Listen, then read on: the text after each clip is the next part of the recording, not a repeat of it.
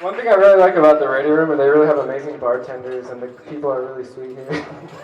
Really good touch. Nice and tipsy for the show.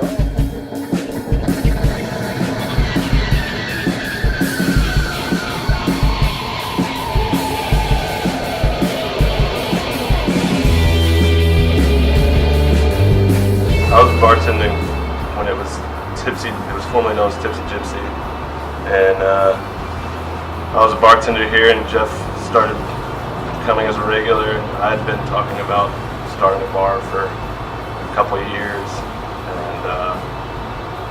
and we got, I don't know, we became friends and started talking about it. And the opportunity just presented itself, and we had a vision. We kind of shared the same vision, so we decided to go for it. And it was the most nerve-wracking thing that we ever did, but I'm glad we did it.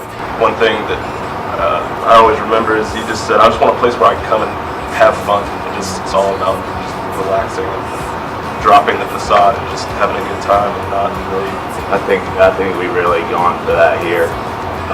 Sometimes too loosely, but I think people appreciate that. I've always thought of like the CBGB's attitude for this place at least. Original music. Not to equate ourselves with anything like that. No, just the attitude and the because they were all about promoting original music, and we are too, and especially local music and regional music.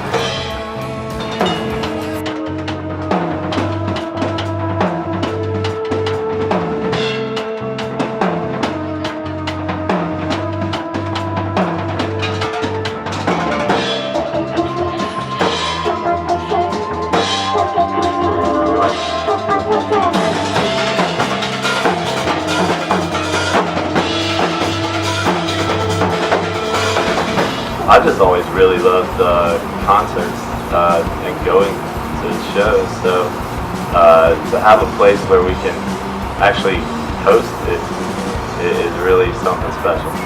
Yeah, I grew up, teenager. I was always going to shows with friends, and there were shows in places like this, and I always just had so much fun. And it's always been a big part of my life, and music in general has been a huge part of my life. So yeah, just like you said, be able to host it and have it here all the time is great.